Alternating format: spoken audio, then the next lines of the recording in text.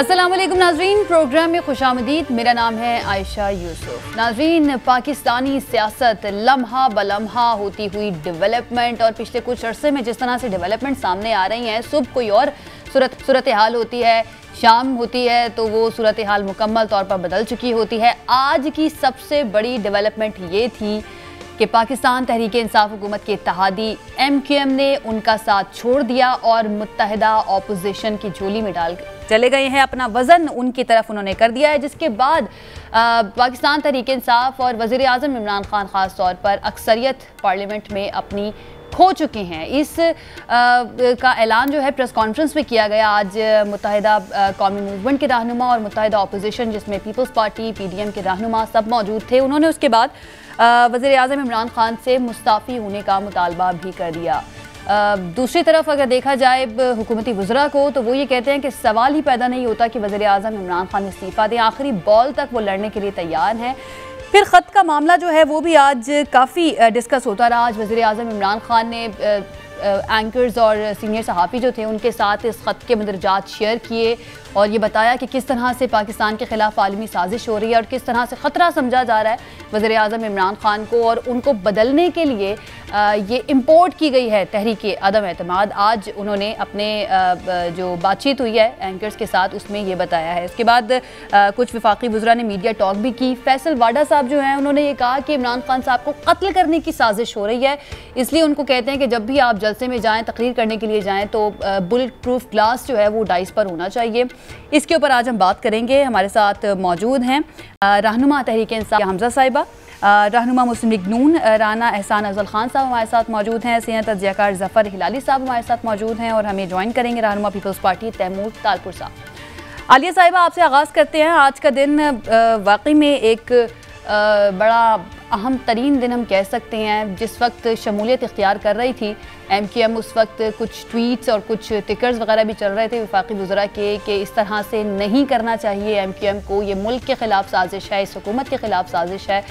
तो बहरहाल जो भी है, लेकिन अक्सरियत तो खो दी वज़ीर आज़म इमरान खान ने पार्लियामान में। तो ये जो मुतालबा आप कर रही है अपोजिशन, इसके बारे में क्या राय रखते हैं वज़ीर आज़म या पाकिस्तान तहरीक इंसाफ के वो मुस्ताफ़ी हो जाए?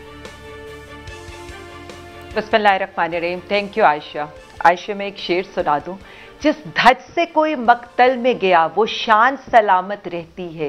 ये जान तो आनी जानी है, इस जान की कोई बात नहीं।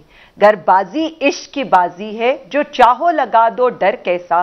गर जीत गए तो क्या कहना, हारे भी तो बाजी मात नहीं। इंटरेस्टिंग ये नहीं है, इंटरेस्टिंग ये है कि रियासत पाकिस्तान को धमकी दी गई तो एक इंसान का खून खोला और उसने कहा एब्सोल्युटली नॉट। मैं तो सिर्फ इतना कहूंगी कि प्राइम मिनिस्टर इमरान खान ने अवाम के वोट का, उनके एतमाद का हक अदा कर दिया और पूरे सिस्टम से टकरा दिया। अगर इमरान खान के खिलाफ अदम एतमाद इसलिए लाई गई है कि मगरिब की गुलामी से उसने इनकार किया है, तो पूरी कौम कहती है एब्सोल्युटली नॉट। अगर उसने चोरों से मिलने से इनकार किया है तो पूरी कौम कहती है एब्सोल्युटली नॉट। अगर उसने माशी सिमत को दुरुस्त किया है तो पूरी कौम कहती है एब्सोल्युटली नॉट। अगर उस पर जाती करप्शन का केस नहीं है तो पूरी कौम कहती है एब्सोल्युटली नॉट। अगर उसने इसराइल को तस्लीम करने से इनकार किया है तो पूरी कौम कहती है एब्सोल्युटली नॉट। अगर उसने कहा है कि मैं कश्मीर का सौदा करके हिंदुस्तान से तिजारत नहीं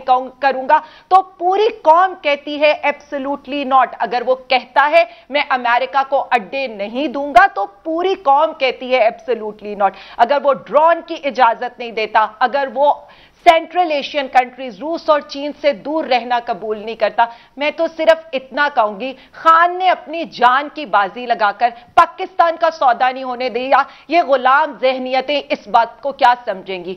MQM को तो मैं सिर्फ 2-4 बातें याद कराना चाहूंगी। मुझे सिर्फ इतना बता दें, क्या आज उन्होंने उन लाखों महाजिरों को बेच दिया है जिन्होंने अपनी जानों के नजराने पेश किए थे? उन्होंने तो बड़ा सस्ता सौदा किया, उन्हें तो सूबा मांगना चाहिए था जिसकी खातिर उनके महाजिरों ने कुर्बानी दी थी। मैं तो यहां पर याद कराना चाहूंगी अपने पीपल्स पार्टी के भाई को भी सलाम है फिर जीडीए के उस मेंबर को जिसने मतरूका सिंध का जब ये एमक्यूएम ने लफ्ज इस्तेमाल किया तो उसने वो लफ्ज हज कराया क्योंकि उसने सिंध धरती से मोहब्बत का इजहार किया। मैं तो ये भी याद कराऊंगी कि जब हैदराबाद यूनिवर्सिटी की बात हो रही थी तो तकरीरों में कह दिया गया कि पीर मजहरुल हक पीपल्स पार्टी के उन्होंने कहा था कि ये मेरी लाश पर बनेगी, यानी उन्होंने अपने हैदराबाद के बच्चों का भी सौदा कर दिया। मैं तो एमक्यूएम को वो भी याद कराऊंगी कि जब जरदारी साहब ने ये कहा था कि मुआहदे कोई कुरान और हदीस तो नहीं होते, तो एमक्यूएम ने थोड़ी जल्दी में थोड़ा सस्ता सौदा कर दिया। और आलिया साहिबा, मेरे वो भाई आप लोगों ने इज्जत है, वो काबिल, आप लोगों ने देर नहीं कर दी, आप लोगों ने देर नहीं कर दी। अब से कुछ देर पहले ये भी खबरें आ रही थी कि वज़ीर आज़म तैयार है अपने इत्तेहादियों को भी वो खत दिखाने के लिए। अगर पहले ही इत्तेहादियों को वो खत दिखा दिए जाते तो डेफिनेटली वो भी मुहिब्बे वतन पाकिस्तानी है, वो भी उसके मुताबिक ही फैसला करते। अगर 7 मार्च को ये खत रिसीव हुआ ना, जी 7 मार्च को खत रिसीव हुआ तो उसके लिए 27 मार्च का इंतजार क्यों किया गया? आयशा, यही तो फर्क था मेरे लीडर में और उन लीडरों में जो आज तक अवाम के सौदे करते रहे, जो कॉल अ फ्रेंड के ऊपर लेट जाते रहे। यही तो फर्क था मेरे लीडर ने कि मेरे लीडर ने कहा मेरा इक्तदार जाता है तो जाए, लेकिन मैं कौमी मफाद में ऐसी कोई चीज नहीं करूंगा। आज भी वो सिर्फ इतना कहते हैं कि ये जो किया जा रहा है ये पाकिस्तान के साथ खिलवाड़ है। इमरान खान को क्या परवाह है? वो तो कहते हैं मेरी जान क्या, मेरा इक्तदार भी चला जाए तो मुझे कोई परवाह नहीं है। उसने उस दिन जलसे में पाकिस्तानियों से एक ही वादा लिया और वो वादा ये था कि वादा करो मेरे पाकिस्तानियों कि कोई ऐसा हुक्मरान नहीं आने दोगे जो तुम्हारा सौदा करेगा। मैं तो कहती हूं एक तरफ खड़े हैं डॉन लीक्स करने वाले, मेमोगेट स्कैंडल करने वाले, ब्लैक वाटर को वीजे देने वाले, उसामा बिन लादेन पे मुबारकबाद के वॉशिंगटन टाइम्स में खत लिखने वाले, और एक तरफ खड़ा है जो कह रहा है कि मैं मुल्की मफाद में आलिया साहिबा अगर पहले वो खत इसलिए सामने नहीं लाया गया कि वो मुल्की मफाद के लिए था, तो इस वक्त सामने लाने से ये तासुर मिलता है कि अब उनके पास कोई रास्ता नहीं बचा था अपनी हुकूमत को या अपने आप को बचाने के लिए सामने ये खत लाना जरूरी हो गया था उनके लिए। बिल्कुल ऐसी बात नहीं है। बात सिर्फ इतनी है कि हम ये बताना चाहते हैं कि इस अदम एतमाद के ताने बाने कहां से मिल रहे हैं, इस अदम एतमाद को किस तरह से बैरूनी फंड किया जा रहा है, इस अदम एतमाद में इस्तेमाल होने वाली कठपुतलियां कौन हैं। बैठे हुए जफर हिलाली साहब, मैं इनसे कहती हूं इनसे पूछें जब भुट्टो के अगेंस्ट आया था तो कौन इस साजिश में शामिल था? इन्हीं के वालिदे मोहतरम, इन्हीं के बुजुर्गान जो आज भी कठपुतलियां बने हुए हैं बैरूनी आकाओं के। बात सिर्फ इतनी है, ना हमारी जायदादें बाहर, ना हमें कोई डर बाहर, ना हमने ये कहना है कि कॉल आएगी तो हम फौजी अड्डे भी दे देंगे, कॉल आएगी तो हम हर तरह की जिसे कह लेना कि मतलब इसलिए कि हमने तो अपनी जायदादें बचानी है। इमरान खान साहब का तो स्टेक पाकिस्तान है, इमरान खान साहब का तो स्टेक पाकिस्तानी। ठीक है आलिया साहिबा, आपका पॉइंट आ गया। राना एहसान अफजल साहब, ये जितने भी बयानात आ रहे हैं हुकूमती रहनुमाओं की जानिब से, अब यकीनन आपकी भी गहरी नज़र होगी, हम भी देख रहे हैं, लगता है ऐसा है कि अब उनका ज़्यादा इन्हिसार नंबर की बजाय उस खत के ऊपर है। और अब से कुछ देर पहले स्पीकर असम्बली असद कैसर साहब जो है उन्होंने भी ये कह दिया है कि अगर ऑपोजिशन चाहती है कि उनके साथ मदरजात शेयर किए जाएँ तो हम करने के लिए तैयार हैं। अगर ऐसा होता है, अगर शेयर किए जाते हैं तो मुल्की मफाद के लिए आपको लगता है कि फैसला लिया जा सकता है ऑपोजिशन की जानिब से, अगर वाकई में कोई आलमी साजिश हो रही है पाकिस्तान के खिलाफ या इस हुकूमत के खिलाफ? तो देखें, आलिया बीबी जो है वो तकरीर बहुत अच्छी लिख के लाई हैं, लेकिन हकीकत इसके बिल्कुल बरक्स है। देखें, आलमी साजिश, ये आलमी साजिश नहीं थी कि पीटीआई पूरे पाकिस्तान में बदतरीन तरीके से ज़िमनी इलेक्शन हारी, और यह भी आलमी साजिश नहीं थी कि केपीके के अंदर लोकल बॉडीज के इलेक्शन ये बदतरीन तरीके से हारे। और देखें, यहां जो एमक्यूएम है जब इनके साथ थे तो वो बिल्कुल ठीक थे, अब वो ऑपोजिशन के साथ है तो यह आलमी साजिश है। यानी कि पीएमएलक्यू कुछ दिन पहले आलमी साजिश का हिस्सा बनने जा रही थी, लेकिन अब वो जो है वो इनके साथ हो गई है, अब वो नेक हो गए। आमिर लियाकत जो है वो पहले जो था वो पीटीआई के साथ था, अब वो आलमी साजिश के साथ है। तो कोई खुदा का खौफ करें, यानी कि पहले आपने कहा जी अच्छे और बुरे की जंग, मजहबी कार्ड ले आए, उसको इस्तेमाल करते रहे कि मजहब को आपने खूब जो है सियासत के अंदर रगड़ा कि हम अच्छे हैं, हम नेक हैं, हमें हमारे पे कोई अल्लाह की खास बरकत है, बाकी सारे गुनाहगार हैं। इसके ऊपर आपने सियासत की। फिर आपने कहा कि हम वेलकम करते हैं नो कॉन्फिडेंस मोशन को, लाएं। और अब इनकी आप बातें सुनेंगे, बातें क्या कर रहे हैं, आलमी साजिश, आलमी साजिश, आलमी साजिश। यानी कि इस मुल्क के जो बदतरीन आप जो हैं किसी स्टेक होल्डर को साथ लेके नहीं चल सके, किसी को आप अपने कोलिशन पार्टनर्स को इज्जत नहीं दे सके। आपको वो तब याद आए जब नो कॉन्फिडेंस मोशन थी, अब इसको आप आलमी साजिश कह रहे हैं। देखें ये जो ये अगर ये बात की जा रही है और ऐसा कोई पहली दफा नहीं किया जा रहा, माजी में हमने देखा है कि ऐसा हुआ है कि बैरूनी क़ुव्वतें जो हैं वो किस तरह से पाकिस्तानी सियासत पर असरअंदाज हुई हैं। अगर एक मुल्क का वज़ीर आज़म इस तरह की बात कह रहा है, उसके ऊपर जाकर बातचीत तो करनी चाहिए और देखना चाहिए कि हो सकता है वाकई में ऐसा हो या ना हो। पहले बातचीत तो जरूरी है ना इस सिलसिले में। देखिए पाकिस्तान की रियासत इतनी कमजोर नहीं है कि यहां आलमी साजिश होती हो और वो खामोश रहें। ये कह रहे हैं कि पाकिस्तान की रियासत खामोश बैठी है, तो क्या वो मुलव्वस है इस आलमी साजिश में? ये पाकिस्तान की रियासत पे उंगली उठा रहे हैं। ये इन्हीं के पास लेटर आया है, यहां जो इंटेलिजेंस एजेंसीज हैं वो चुप करके बैठी हैं, वो आलमी साजिश के ऊपर कोई बात नहीं कर रही। यानी कि ये तो उन पे इल्जाम लगा रहे हैं कि वो मुलव्वस है इसके अंदर क्योंकि वो खामोश बैठे हैं। तो कोई खुदा का खौफ करे इल्जाम लगाने से। और अगर पहले ऐसे देखें, इंडिया हर वक्त पाकिस्तान के खिलाफ जो है साजिशें कर रहा होता है, क्या इसका यह मतलब है कि हर जो काम इधर हो रहा है वो इंडिया कर रहा है? एक आईनी मामला है, नो कॉन्फिडेंस मोशन एक आईनी अमल है। ये कॉन्फिडेंस खो गए हैं, इनके अपने मेंबर्स जो हैं इनको छोड़ के जा रहे हैं क्योंकि उनको पता है इनके टिकट पे उनको वोट नहीं पड़ेंगे, उनको पता है वो इलेक्शन हार जाएंगे क्योंकि ये बदतरीन तरीके से जिमनी इलेक्शन हार रहे हैं। अब ये इनके पास कुछ नहीं बचा, ना ये मईशत ठीक कर सके, ना ये अपने वादे पूरे कर सके, ना ये 50 लाख घर बना सके, ना ये खुदकुशी कर सके। कर्जों में डुबो दिया इन्होंने, मुल्क तबाह कर दिया इन्होंने मईशत को। अब ये कहते हैं साजिश। यानी कि अगर यही कुछ है इनके पास, तो मुझे तो इन पे तरस आता है कि इनके पास कुछ भी नहीं है, अवाम को बताने के लिए भी कुछ नहीं है इनके पास। देखें पहले करप्शन का बयानिया, वो भी ये पिट गए, बुरे तरीके से पिटे, कुछ साबित नहीं कर सके। और सबसे करप्ट हुकूमत ये खुद निकले, पिछले 10 सालों में करप्शन परसेप्शन इंडेक्स के लिहाज से सबसे करप्ट हुकूमत निकली। मीडिया फ्रीडम का इन्होंने गला घोंटा, पेका जैसे कानून लेके आए और यहां आपकी प्रेस फ्रीडम इंडेक्स जवाल पजीर हुई इनके 3.5 सालों के अंदर। कोई इनके अब बनाने के लिए इनके पास, इनको मनाना नहीं आता अपने कोलिशन पार्टनर्स को। ये इतनी मना लिया, काबली को तो मना लिया।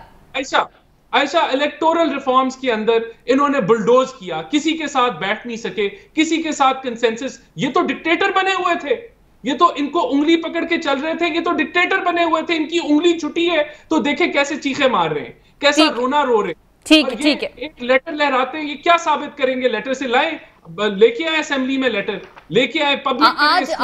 आज उन्होंने ऑफर तो कर दिया ना कि वो तैयार हैं इन कैमरा इजलास में ऑपोजिशन क़यादत को दिखाने के लिए, वो लेटर तैयार है। बहरहाल ज़फ़र इलाली साहब, आप सारे मामले को देख रहे हैं, समझते भी हैं जो भी इस वक्त डेवलपमेंट हो रही है, कौन किसके साथ जा रहा है। सर क्या लग रहा है आपको?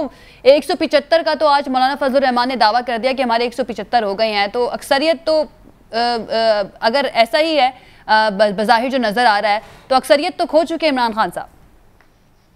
जी हाँ, लगता तो ऐसा ही है, बल्कि लोग कहते हैं उससे ज्यादा है 175 तक। देखिए ये जो बातें हो रही हैं कि साजिश हुई, बिल्कुल अगर लेट्स अस्यूम हुई है कि आप जब जाके अमेरिका को एब्सोल्युटली नॉट कहते हैं और आपके पास इतनी दिलेरी होती है और आप ब्रेवली कहते हैं आंख में आंख रख के कि एब्सोल्युटली नॉट, ये नहीं हो सकता, हम तुम्हारे गुलाम नहीं हैं और ये और वो, तो क्या रिएक्शन एक्सपेक्ट करते हैं अमेरिका से? रिएक्शन तो होगा ना, ये तो पूरी दुनिया को पता है। तो क्या रिएक्शन हुआ? पैसे बटे हैं? कब पैसे नहीं बटे हैं? एक मुल्क, एक सुपर पावर कब पैसे नहीं बांटता है? अपने प्रोपेगेंडा को, अपना पॉइंट ऑफ व्यू को एडवांस करने के लिए हर वक्त बढ़ता है, हर वक्त बढ़ाते हैं, सब लोग ये बढ़ाते हैं, हर सुपर पावर किया। और ये भुट्टो का जो है थोड़ा सा इसमें मेरे ख्याल में भुट्टो एक इलेक्शन किया था जिसमें रिगिंग हुई थी, जिसमें पीएनए ने एडवांटेज लिया था और लड़ाई उनकी उस तरीके से हुई। सही है कि वो किसिंजर ने कहा था we will make an example of you, और ये वो धमकियां मिली थी। धमकियां हमें हर वक्त मिलती है और धमकियां मिलती रहेंगी और दूसरे पावर साजिशें करेंगे, मगर आपके पास इतना कैपेबिलिटी होनी चाहिए कि आप उनको डिस्कवर कर सकते हैं, रोक कर सकते हैं। अब ये जो आएगा, आप मुझे बताएं, ये तो छोड़े जो अमेरिका ने किया है कि पैसे दिए और क्या किया है, मगर मैं ये जानना चाहता हूँ ये जो पैसे मिले हैं इन लोगों को वोट खरीदने के लिए 20 लाख और 20 करोड़ और 50 करोड़, उनके एटीएम्स कौन है, वो 50 लाख एडवांस दिया है और बाकी उन्होंने कहा है वोट के बाद देंगे। जिस आदमी ने एटीएम्स बने हुए हैं, 2 लोग हैं सिंध में, मुझे उनका नाम पता है, कितना का एग्रीमेंट हुआ है मुझे पता है, किसके ऊपर एग्रीमेंट हुआ है मुझे पता है। तो ये कैसे हो सकता है कि गवर्नमेंट को नहीं पता है? ये कैसे हो सकता है गवर्नमेंट को नहीं पता है, हमारी इंटेलिजेंस एजेंसीज को नहीं पता है? तो पूछे उनसे, अगर ये रूमर्स हैं तो पूछे, दे विल वेरीफाई इट। बिल्कुल, सारे रिसोर्सेज उनके पास मौजूद हैं। ये कोई मुश्किल काम नहीं है कि इसके बारे में पता लगाया जा सके। तैमूर तालपुर साहब ने भी हमें ज्वाइन कर लिया है। वेलकम करती हूँ आपको तैमूर साहब। गालिबन आप अभी सिंध हाउस में मौजूद थे। सबसे पहले तो ये बता दीजिए कि कहा जा रहा है कि 175 से ज़्यादा लोग इस वक्त वहाँ पर मौजूद हैं, तो आपके अंदाजे के मुताबिक क्या एग्जैक्टली क्या फिगर हो सकता है वहाँ पर? इंशाल्लाह ताला, बिस्मिल्लाहिर्रहमानिर्रहीम, इंशाल्लाह ताला हम ये 200 का फिगर कम से कम क्रॉस करेंगे, कम से कम। और मुझे बड़ी हंसी आती है जब ये बातें होती हैं 20 करोड़ और 15 करोड़ और फलाने करोड़ और फलाना एडवांस। ये लोगों ने अपनी गैरत के हिसाब से फैसला किया है कि एक ऐसे प्राइम मिनिस्टर से, एक ऐसी कैबिनेट से जान छुड़ाने का जिसने इस मुल्क का खाना खराब कर दिया, पट्टा बिठा दिया। तो मैं इनफैक्ट जो लोग पीटीआई के उनको छोड़ के हमारे साथ खड़े हुए हैं, I think they are our national heroes. उन्होंने बहुत बड़ा स्टेप लिया है, उन्होंने बहुत बड़ा रिस्क लिया है इस मुल्क की सॉवरेनिटी के लिए, इस मुल्क को बचाने के लिए। एक ऐसे शख्स से आपने कभी कोई ऐसा प्राइम मिनिस्टर देखा जो लोगों को आके स्पीच में गालियां दे? पाकिस्तान की हिस्ट्री में तो कम से कम कभी नहीं हुआ। He has made this history, जो आके लोगों को बड़ा बुला के, जो अपने ही एमएनएस के लिए कहे कि इनके बच्चों की शादियां नहीं होंगी, इनको लोग गालियां देंगे आके अपना स्कूल के अंदर। ये किस किस्म का शख्स ऐसी बातें कर सकता है? It is for you and for me and for nation to understand. तो इट वाज लॉन्ग टाइम। अल्हम्दुलिल्लाह, अल्लाह का शुक्र है, prime minister is no more. अगर उसमें मॉरल्स होते, अगर उसमें एथिक्स होते, तो I am 100% sure he would have resigned and gone home. पर अगर किसी को धक्कों के साथ घर जाने का शौक है तो उसका तुम कुछ भी नहीं कर सकते। अच्छा तैमूर साहब, ये जो मुनहरिफ अरकान जिनकी आप बात कर रहे हैं, जो पीटीआई से हैं और इस वक्त सिंध हाउस में मौजूद हैं, इनके साथ फिर मामलात क्या तय हुए हैं? फिर डेफिनेटली नेक्स्ट इलेक्शन में पीटीआई से तो इनको टिकट नहीं मिलेगा अगर ये खिलाफ जाके वोट करते हैं, तो फिर आप लोगों ने इनसे नेक्स्ट एडजस्टमेंट का वादा किया है कि इनको टिकट दी जाएगी? जी, मुझे हर किसी का तो नहीं पता, पर जहां जहां पर हमारे पास अच्छे कैंडिडेट्स हैं, जहां जहां हमारे पास अच्छे लोग हैं, ट्रस्टवर्दी लोग हैं, तो उनको बिल्कुल मैं समझता हूँ पाकिस्तान पीपल्स पार्टी को भी एडजस्ट करना होगा और उनको उनके साथ साथ नून लीग को और जमायत को भी उनको एडजस्ट करना चाहिए, ताकि जो उन्होंने ये हीरोइक स्टेप लिया है उसकी वजह से उनका फ्यूचर खराब ना हो। एंड मेरे ख्याल से कुछ लोगों से एग्रीमेंट्स हुई हैं, कुछ से वादे हुए हैं और कुछ ऐसे भी हैं जिनसे बातचीत अभी चल रही है। ठीक है, एक ब्रेक लेते हैं जी। ब्रेक से वापस आएंगे तो यहीं से गुफ्तगू के सिलसिले आगे बढ़ाएंगे। Stay with us. जी नाज़रीन, ब्रेक के बाद खुशामदीद। Aliya Hamza Sahiba, I must want to ask के इस वक्त जो सिचुएशन है साफ नज़र आ रहा है, सिंध हाउस में भी इस वक्त 175 से कई ज़्यादा अरकान मौजूद है, जिनमें आपके पाकिस्तान तहरीक इंसाफ के मुनहरिफ अरकान भी है, लेकिन वज़ीर आज़म साहब भी कॉन्फिडेंट नज़र आते हैं। साथ ही साथ आप लोगों की अगर बातें सुनी जाएं तो आप लोग भी, हमें नज़र आ रहा है, कॉन्फिडेंट है और यही कहते हैं कि ये इमरान खान साहब जो हैं वही जीतेंगे। तो इसकी रीज़न क्या है? क्या कोई ऐसे कार्ड्स अभी भी मौजूद हैं जो खान साहब ने सीने से लगाए हुए हैं, या फिर ये सिर्फ उनकी शख्सियत का खासा है कि क्योंकि वो स्पोर्ट्समैन रहे हैं, क्रिकेटर रहे हैं, तो आखिरी बॉल तक लड़ना चाहते हैं? आयशा, मैंने तो एक कहीं कहावत पढ़ी थी, बल्कि खान साहब ने एक ट्वीट की थी 2010 में, जब जंग लाजिम हो जाए तो लश्कर नहीं देखा करते। तो ये जंग तो लाजिम हो गई है पाकिस्तान की। लश्कर तो हम अदम एतमाद के दिन इनको दिखाएंगे भी और देखेंगे भी कि ये क्या लेकर आते हैं। यहाँ तो आकर ये क्या बेशक प्रोड्यूस कर दें, 342 के 342 प्रोड्यूस कर दें, एक बंदा भी होगा उसके साथ भी बैठेंगे, अवाम को भी दिखाएंगे कि कौन बंदा इस वक्त रियासत के अगेंस्ट जाता है। मैं दो चार बातें जो यहाँ पर हुई हैं मैं उन पर पहले तो बात कर लूं। हम बचाते ही रहे दीमक से अपना घर, चंद कीड़े कुर्सियों के सारा मुल्क खा गए। मेरे भाई कह रहे थे ना, हमें इदारों पर एतबार नहीं है। ये अभी मेरे भाई ने कहा, सुप्रीम कोर्ट पर हमला करने वाले ये, भारत को कहने वाले कि फौज ने मेरी पीठ में छुरा घोंपा है, उफा खटमंडू में मोदी से मुलाकातों के बाद अपने वुज़रा और सफीरों को इंडिया के अगेंस्ट बोलने से मना करने वाले ये, उसके अलावा डॉन लीक्स करने वाले ये, आईसीजे के अंदर इनकी इबारत को लेकर पाकिस्तान को कॉन्सिक्वेंसेस फेल करने पड़े, पानामा ले लें, फौज को ले ले, इदारों को ले ले, मलाइन करने वाले ये, इनका भगोड़ा लीडर वहां पर बैठा इल्ताफ हुसैन बना हुआ है और ये हमें कह रहे हैं हमें इदारों पर एतमाद नहीं है। दूसरे मेरे भाई यहां पर बैठे हुए हैं। ये मैंने ना आज एक निकाला, ये अदालत को दी गई मेडिकल रिपोर्ट, जब इनकी पेशियां होती है ना, बड़ी इंटरेस्टिंग है। जरदारी साहब is suffering from shortness of breath, chest discomfort और shoulder pain, suspected unstable angina, ये बीमारियां सारी ठीक हो गई हैं। इमरान खान ने जिस तरह इनकी व्हीलचेयर, इनकी छड़ियां छुड़वा कर ना इनके चक्कर और इनको गलियों और सड़कों में रोलना शुरू कर दिया है ना, बात सादा सी है।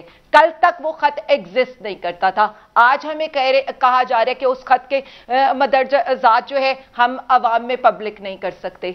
इतनी सी स्टोरी है, एक बंदा खड़ा हो गया, उसके अगेंस्ट ये सारे खड़े हो गए। एक बंदे ने कहा आओ मैं डटकर मुकाबला करता हूं, आओ ये है। इमरान खान खटकता क्यों है सबको? आलिया साहिबा, लेकिन आपके अपने सिक्के खोटे निकले हैं ना, आपके अपने सिक्के खोटे निकले हैं ना। ये मुनहरिफ अराकीन जिनके साथ बातचीत हो रही है, जो चले गए हैं, वही आपके साथ नहीं खड़े हो रहे ना। आपको बता रही हूं, मैं आपको बता रही हूं, कल से अदम एतमाद पे डिबेट शुरू हो रही है। बहुत 2 या 3 दिन के अंदर उसके ऊपर वोटिंग हो जाएगी, दूध का दूध पानी का पानी हो जाएगा। अच्छा, यानी अभी भी आप कॉन्फिडेंट हैं कि कामयाबी होगी? एक सवाल का जवाब दे दे, आप लोग अक्सरियत, आप ये मानते हैं कि अक्सरियत खोट चुके हैं?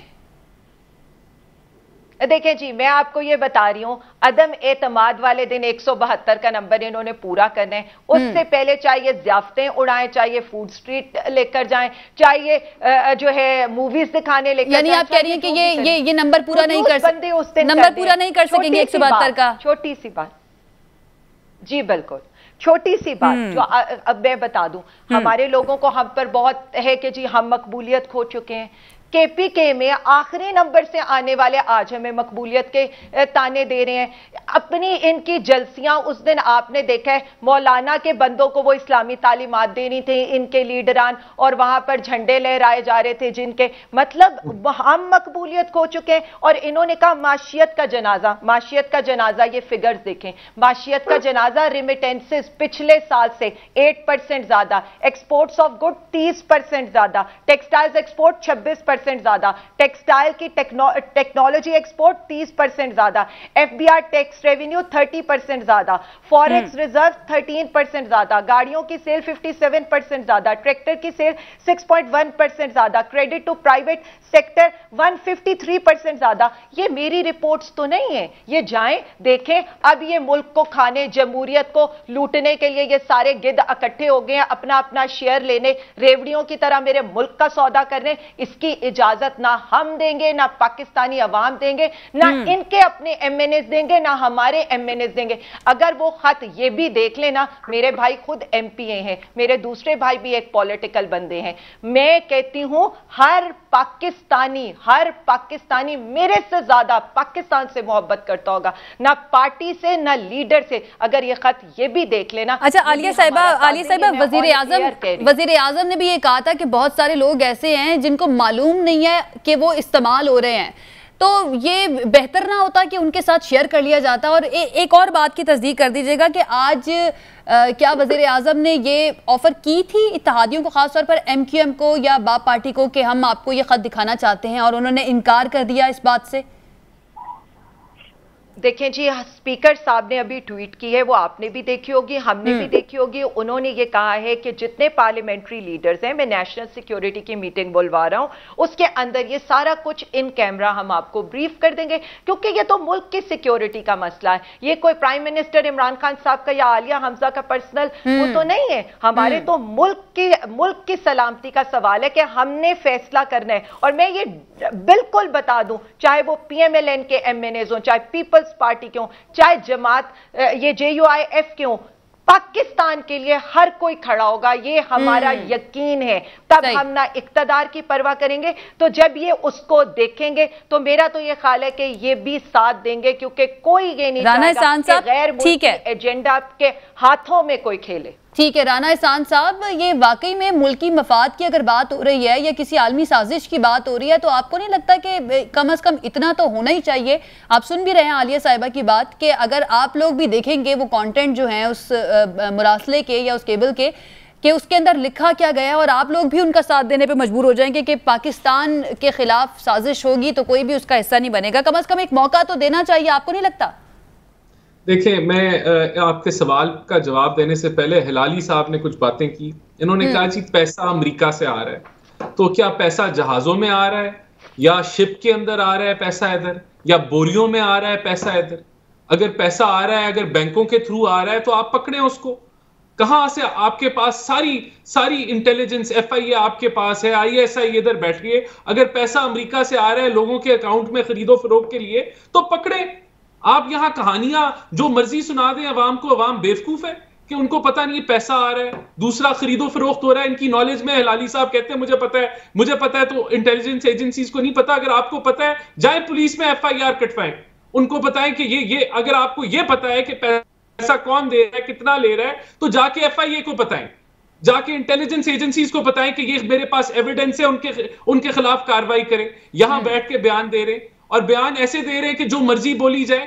कुछ है, एविडेंस है तो प्रूफ करें, वरना मत बात करें नेशनल टीवी पे। कोई जिम्मेदारी का एहसास करें कि जो मर्जी बोलते जाएं, कोई उसका चेक एंड बैलेंस नहीं है।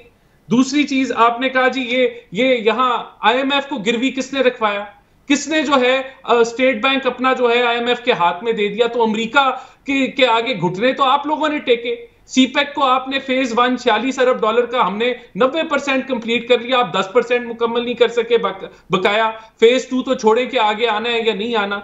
यानी कि आप, और टोटल कहानी टोटली डिफरेंट है कि जी वहां आलमी साजिश हो रही है। अब जो आपका सवाल है कि जो कंटेंट है उसके अंदर अगर वाकई कुछ है तो उसको देखना चाहिए या नहीं देखना चाहिए। देखिए ये कर क्या रहे हैं, ये एक लेटर लहराते हैं और ये जजमेंट दे देते हैं कि ये आलमी साजिश है, और कहते हैं जी ऑपोजिशन इसके अंदर मुलव्वस है, ये हमारे खिलाफ साजिश है, और पूरा पॉलिटिकल फायदा उसका उठाने की कोशिश करते हैं। और फिर वो कंटेंट जो है वो किस्तों में बता रहे हैं या थोड़ा थोड़ा करके बता रहे हैं, जी हम बताएंगे, हम देखेंगे। ये दिन गेन कर रहे हैं, एक दिन और गेन कर रहे हैं, अगला दिन और गेन कर रहे हैं। भाई इन चीजों से आप बचने वाले नहीं हैं, आपके अपने लोगों ने छोड़ दिया। मैंने पहले भी सवाल किया था, क्या आमिर लियाकत भी आपकी आलमी साजिश के अंदर मुलव्वस है?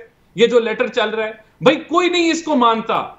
आपकी पार्टी जो है पॉपुलैरिटी लूज कर चुकी है, और जलसे जो हैं वो तयन नहीं करते पॉपुलैरिटी का। जलसों से नहीं पता चलता कि कौन कितना मकबूल हो गया। जलसा हमारा भी आपसे बेहतर होगा, लेकिन अगर एक चीज है जो तयन करती है पॉपुलैरिटी के, तो वो इलेक्शंस हैं। और जिमनी इलेक्शंस में आप हारे हैं, बदतरीन तरीकों से हारे हैं। क्या KPK की अवाम जो है वो आलमी साजिश का हिस्सा है? क्या पंजाब के अंदर जहां आप हारे वो आलमी साजिश का हिस्सा है? जो कराची में आपको जो है वो डिफीट हुई है, क्या वो पाकिस्तानी अवाम आलमी कोई खुदा का खौफ करें? एक आईनी अमल है नो कॉन्फिडेंस मोशन, और आप हार रहे हैं वो गेम। अब आप ये बहाने करके और ये फेक प्रोपोगेंडा करके आप समझते हैं कि आपको अवाम को आप बेवकूफ बना लेंगे। जिस तरह आपने झूठ बोला था पाकिस्तानी 22 करोड़ अवाम से 35 पंक्चर्स के ऊपर, और फिर आप मुकर गए, उससे यू टर्न ले लिया। आपने अभी TLP के जलसों में कहा कि यहां इंडिया इन्वॉल्व है, ये रॉ को फंडेड है, फिर आप चुप हो गए, खामोश हो गए। यहां कोई इनसे पूछने वाला नहीं है कि भाई वो कहां गए, इल्जाम कहां क्यों नहीं साबित किए। अब आप चुप हो गए, मुकर गए। ये भी कहेंगे बाद में जी ये सियासी बयान था, हमने अच्छा राना एहसान साहब, आपने खुद ही गिनवा दिए पाकिस्तान के जो इस वक्त मसाइल हैं। तो अब आपको लगता है कि इतने सारे मसाइल में आके अब ये मुत्तहिदा अपोजिशन जो हुकूमत बनाएगी, अगर तहरीक आदम एतमाद कामयाब हो जाती है, जो बज़ाहिर लगता है कि हो जाएगी, तो आप लोगों के पास सोल्यूशन मौजूद है मुल्क कौम को इस परेशानी, इन मुसीबतों से निकालने का, मसाइल हल करने का? देखिए आयशा, मुख्तसरन मैं अगर आपको बताऊं तो जो बड़े चैलेंजेस आगे पाकिस्तान में आ रहे हैं वो ये है कि जिसको करंट अकाउंट डेफिसिट ये कहते हैं, वो कोई 18, 19, 20 अरब से भी तजावज करने वाला है। जो ये कहते थे 2018 में अगर इतना हो जाएगा तो मुल्क जो है वो, हमने जब 2018 में PMLN के दौर में था तो मईशत तबाह थी, तो वही रिपीट आज होने जा रहा है। तो रुपए की जो गिरावट है वो एक बहुत बड़ा चैलेंज है। अभी आपको 15 से 20 अरब डॉलर के कर्जे और लेने हैं इंटरनेशनल मार्केट से। अगर आप नहीं लेंगे तो रुपया गिरेगा, क्योंकि शॉर्टफॉल इतना बड़ा आ रहा है। अभी आपने इस 4 माह में आपने 7 से 8 अरब डॉलर की अदायगी करनी है। दूसरा जो ये कहते हैं टैक्स कलेक्शन रिकॉर्ड है, रिकॉर्ड फिस्कल डेफिसिट हो रहा है जो 4600 अरब का होगा, जो कि पाकिस्तान की तारीख में नहीं हुआ, जिसकी वजह से इनके पास कोई फिस्कल स्पेस नहीं है। फिर ये इनके जो आपके हुकूमती अदारे हैं, जो रेलवे, PIA, स्टील मिल्स, उनके नुकसानात और उनके ऊपर जो कर्जे चढ़ गए वो भी रिकॉर्ड चढ़ गए। तो ये बहुत बड़े राना एहसान साहब, मैं आपको ज्यादा टाइम दे रही हूँ और बाकी मेहमान इस बात पे नाराज भी हो जाते हैं, लेकिन एक सवाल मैं आपसे पूछना चाहती हूँ। IMF के साथ जो मुआहिदे हो चुके हैं, जो इस गवर्नमेंट ने कर लिए हैं, आपकी गवर्नमेंट आती है, वज़ीर आज़म शहबाज शरीफ साहब बन जाते हैं, तो आकर ये तो नहीं कहेंगे कि हमें तो कीमत बढ़ानी ही पड़ेगी पेट्रोल की, क्योंकि ये जो पिछली हुकूमत थी उसने ये मुआहिदा कर दिया था, या फिर बिजली की कीमत बढ़ानी पड़ेगी, पेट्रोल की कीमत बढ़ानी पड़ेगी क्योंकि वसाइल मौजूद नहीं है? देखें, इन्होंने जो पेट्रोल की, ये अब मैं आपको अपना जेन्युइन एक इकोनॉमिक पॉइंट ऑफ व्यू दे रहा हूं, सियासी बयान नहीं दे रहा, तो इसको आप सियासत की नजर। अभी आलमी मंडी में जो तेल की इंटरनेशनल कीमत है उसके अंदर ये सब्सिडी दे रहे हैं पेट्रोल के ऊपर, ये कम से कम 30-40 रुपया फी लीटर सब्सिडी दे रहे हैं, जो कि पाकिस्तान की तारीख में कभी नहीं हुआ। देनी चाहिए सब्सिडी, मैं कहता हूं 100 रुपया कर दें। क्या आप अफोर्ड कर सकते हैं? क्या हुकूमत के खजाने में पैसे हैं? नहीं है। फिस्कल डेफिसिट 4.6 ट्रिलियन का होने जा रहा है, जो कि पाकिस्तान की तारीख का सबसे बड़ा फिस्कल डेफिसिट है। ये इन्होंने सिर्फ इसलिए जो 300 अरब का पैकेज दिया और जो पेट्रोल सस्ता किया है, ये नो कॉन्फिडेंस की वजह से और ये ऑपोजिशन के प्रेशर की वजह से किया है। इंशाल्लाह ताला हम मीशत को बेहतर हैंडल करेंगे, यानी अवाम बहुत ज्यादा उम्मीद यानी कि ना रखे ना अवाम आने वाली हुकूमत से भी, जो भी कौमी हुकूमत बनती है। बहरहाल हिलाली साहब, सर मैं आपकी तरफ आ जाती हूँ। एक तो आप बात भी करेंगे राना एहसान साहब ने जो बात की, दूसरा ये कि सर आपको लगता है कि ये सारी जो इस वक्त सूरत हाल है मुल्क की, या जो बातें राना एहसान साहब ने की हैं, इन हुकूमतों के पास या इन सियासी जमातों के पास जो ये मिल के हुकूमत बनाएंगे, ये मुल्की हालात ठीक हो जाएंगे? जिस तरह से बात कर रहे हैं कि हम ही ठीक कर सकते हैं, इस हुकूमत ने तो बेड़ा गर्क किया है। वैसे इन्होंने वाकई बेड़ा गर्क किया है और इनसे एक्सपेक्ट करना कि ये ठीक हो गए। लास्ट टाइम जब इन्होंने निकले थे 2018 में, आपने देखा होगा 1 हफ्ते का इंपोर्ट्स के पैसे थे। मैं ये जो मिस्टर नो ऑल बैठे हुए हैं जो कहते हैं किसी किस्म का प्रेशर नहीं है, कुछ नहीं है, मैं उनसे पूछना चाहता हूँ, ये फाटैफ सुना है? क्या होता है फाटैफ? कभी सुना है कि फाटैफ में कि हिंदुस्तान के army measures uranium open market, enrich uranium open market में बेच रहे हैं और उनके खिलाफ कोई एक्शन नहीं ले रहा है? क्यों? इसलिए नहीं कि अमेरिका इनके साथ है। क्यों? हमने 26 चीजें हमने क्लियर की आउट ऑफ 27, मगर हमें ग्रे लिस्ट से नहीं उठाया। क्यों? इसलिए नहीं है कि अमेरिका हमारी से खुश नहीं है। IMF के जो कंडीशनैलिटीज है, कौन कहता है कि ये कंडीशनैलिटीज रिलैक्स नहीं होते हैं अगर अमेरिका ना चाहे? मेरे सामने ये वॉशिंगटन में हुआ है, जब हमारे अच्छे रिलेशनशिप से, तो हमारा जो फाइनेंस मिनिस्टर था पहले जाके IMF को चेयरमैन को मिलता था और वो फिर सिग्नल करता था कि रिलैक्स द कंडीशंस। ये इनको कुछ आता ही नहीं है, ये अनपढ़ लोग हैं, ये इग्नोरेंट लोग हैं। अब आप ये पूछें इनसे, कहते पैसे किधर से आया? ये जो मुझे पता चला है ये किसी ने मुझे बताया है।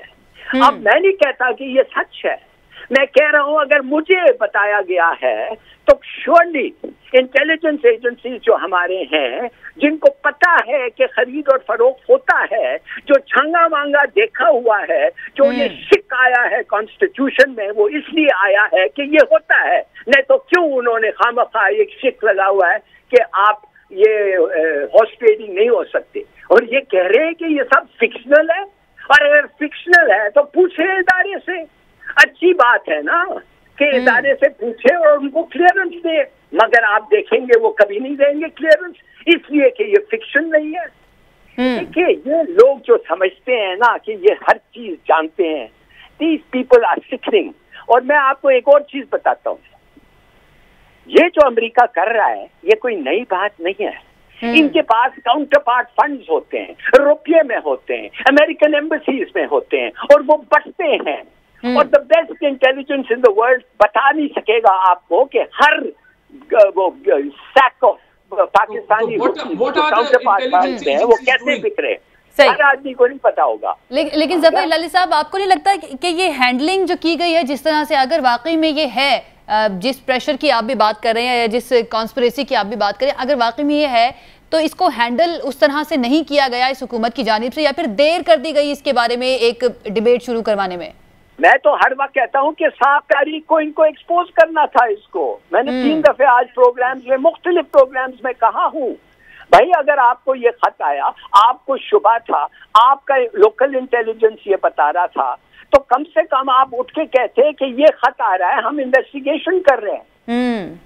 कुछ नहीं कहा, आप 27 तारीख तक ठहरे रहे। बिल्कुल बिल्कुल, सवाल तो बनता है कि इतनी देर क्यों की गई है इस खत के या इस आलमी साजिश की बात करने में। एक ब्रेक लेते हैं जी, ब्रेक से वापस आएंगे, यहीं से गुफ्तगू के सिलसिले को आगे बढ़ाएंगे। Stay with us.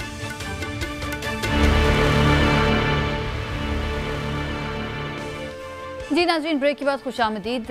Alia Hamza साहिबा, MQM के साथ आप लोगों के भी मुज़ाकरात चल रहे थे और ये भी इतलात आ रही थी कि बड़ी पॉजिटिव, बड़े अच्छे मूड में बातचीत हो रही है, जो माहौल है वो बड़ा अच्छा होता है। और कुछ ऐसी भी इतलात थी कि MQM के ज़्यादातर लोग ये चाहते हैं कि हुकूमत का साथ दिया जाए।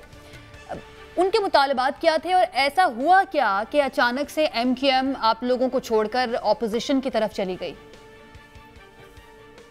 आयशा, मैं तो सिर्फ इतना कहूंगी, चीजें हर दिन बेहतरी की तरफ ही जाएंगी। ये जो इन्होंने जल्दी जल्दी धमाले और मिठाइयां खा ली है ना, या आहिस्ता आहिस्ता इनको सारी दोबारा उगलनी। आलिया साहिबा कुछ बताएं ना, किस तरह से, इंशाल्लाह किस तरह से बेहतरी की तरफ? देखें, लीडरशिप हमारी उनके साथ, सबके साथ जाहिर है। हम तो पॉलिटिकल लोग हैं, अमरीकियों को अड्डे देने से बेहतर है इत्तेहादियों को हम मना लें, तो हम मना लेंगे, फिक्र ना करें। अब मैं जो 2-4 बातें मेरे भाई ने की हैं, मैं जरा और हलाली साहब को मैं इतनी जबरदस्त, अभी भी पूरी उम्मीद है कि इत्तेहादी आ जाएंगे वापस। हमें इनकी अदब, मैं सिर्फ एक सेकंड, मैं थोड़ी सी बात का जवाब दे दूं। मैं बहुत ज्यादा, हिलाली साहब ने बड़ी खूबसूरत बातें की है, मैं थोड़ा सा ऐड कर दूं। मैं चाहती हूं अवाम सुने जो मेरे अभी भाई ने कहा है। उसने कहा आलमी मंडी के अंदर तेल महंगा है और खान साहब 30 से 40 रुपए की अवाम को सब्सिडी दे रहे हैं और ये आकर उस सब्सिडी को छीनना चाहते हैं। इन्होंने कहा हमने IMF के हाथों गिरवी रख दिया अपने मुल्क को। 22 IMF के प्रोग्राम में से 9 करने वाली पीपल्स पार्टी, 11 करने वाली पीपल्स पार्टी, 9 करने वाले ये, 6 बिलियन का प्रोग्राम डॉलर का करने वाले ये, और 11 बिलियन का करने वाले ये।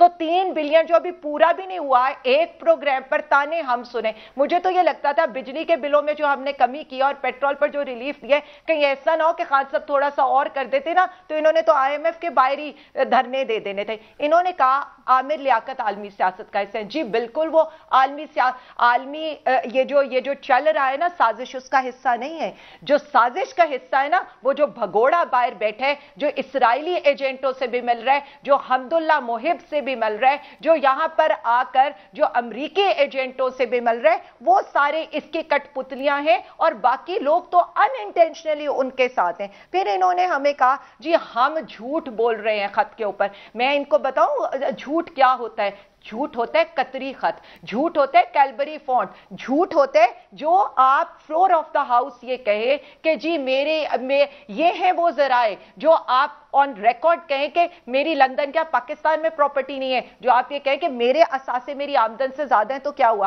फिर इन्होंने फिगर्स की बात की, जरा मैं इनको फिगर्स बता दूं और इन्हें जो बड़ी माशियत की वो हो रही है ना, current account deficit 19 billion dollar का ये छोड़ के गए थे। पिछले साल 1 बिलियन डॉलर का था और इस वक्त मुसलसल पिछले 2 महीने से हमने करंट अकाउंट डेफिसिट कंट्रोल करके रखा हुआ है और इंशाल्लाह इस साल के एंड तक भी इन तक नहीं पहुंचने देंगे। और जब हमारी हुकूमत 5 साल कंप्लीट करेगी ना तो हम एक एक्सपोर्ट बेस्ड इकोनॉमी देकर जाएंगे। इनके अरसे के अंदर 2018 में 24 बिलियन डॉलर की इनकी एक्सपोर्ट थी, आज 32 बिलियन डॉलर की एक्सपोर्ट होने लगी है। 19 बिलियन डॉलर के इनके रेमिटेंसेस थे, आज 31 बिलियन डॉलर के रेमिटेंसेस होने लगे। 3,900 के इनके टैक्स थे, आज 6,000 के इनके। हम पाकिस्तान को टैक्स देकर जा रहे हैं। और ये जो मेरे भाई फिजिकल डेफिसिट की बात कर रहे थे ना, जरा मैं इन्हें ये बता दूं, जितने ये कह रहे थे 1,371 है और हम हर चीज कंट्रोल कर रहे हैं। जो रिजर्व्स ये 7 बिलियन डॉलर पर छोड़ के गए थे ना, आज 14 से 15 बिलियन डॉलर के ऊपर हम रखकर जा रहे हैं। अवाम को ना मकरूज करना था, हमने जो कमाया अवाम को दिया।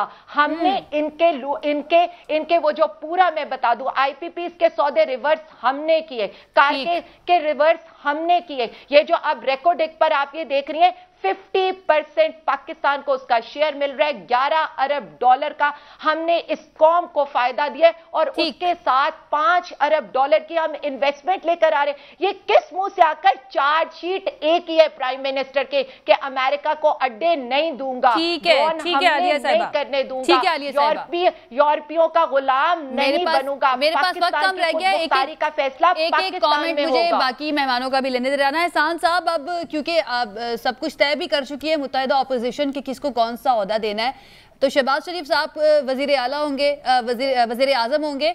पंजाब में वजीर आला कौन होगा?